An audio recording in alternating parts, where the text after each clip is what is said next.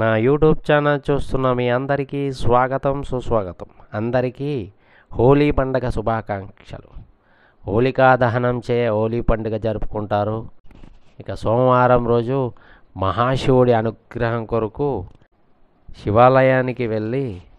శివలింగంపై ఈ 8 శివనామాలను పఠిస్తూ శివలింగాన్ని అర్చిస్తే అద్భుతమైన ఫలితం కలుగుతుంది. పరమశివుడి యొక్క అత్యంత శక్తివంతమైన 8 నామాలు. ఓం శ్రీ భవాయ నమః, ఓం శ్రీ శర్వాయ నమః, ఓం శ్రీ రుద్రాయ నమః, ఓం శ్రీ పశుపతయే నమః, ఓం శ్రీ ఉగ్రాయ నమః, ఓం శ్రీ మహతే నమః, ఓం శ్రీ భీమాయ నమః, ఓం శ్రీ ఈశానాయ నమః, ఓం శ్రీ భవాయ నమః, ఓం శ్రీ శర్వాయ నమః,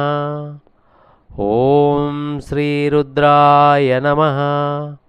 ఓం శ్రీ పశుపతయే నమః, ఓం శ్రీ ఉగ్రాయ నమః, ఓం శ్రీ మహతే నమః, ఓం శ్రీ భీమాయ నమః, ఓం శ్రీ ఈశానాయ నమః, ఓం శ్రీ భవాయ నమః, ఓం శ్రీ శర్వాయ నమః, ఓం శ్రీ రుద్రాయ నమః, ఓం శ్రీ పశుపతయే నమః, ఓం శ్రీ ఉగ్రాయ నమః, ఓం శ్రీ మహతే నమః, ఓం శ్రీ భీమాయ నమః, ఓం శ్రీ ఈశానాయ నమః,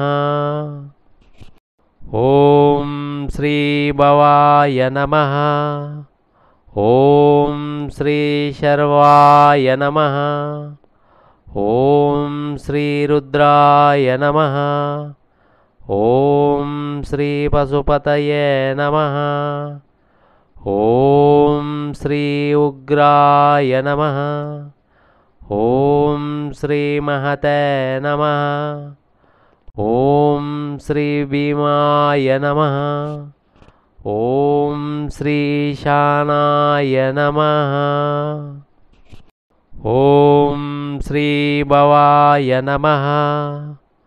ఓం శ్రీ శర్వాయ నమః, ఓం శ్రీ రుద్రాయ నమః, ఓం శ్రీ పశుపతయే నమః, ఓం శ్రీ ఉగ్రాయ నమః, ఓం శ్రీ మహతే నమః, ఓం శ్రీ భీమాయ నమః, ఓం శ్రీ ఈశానాయ నమః.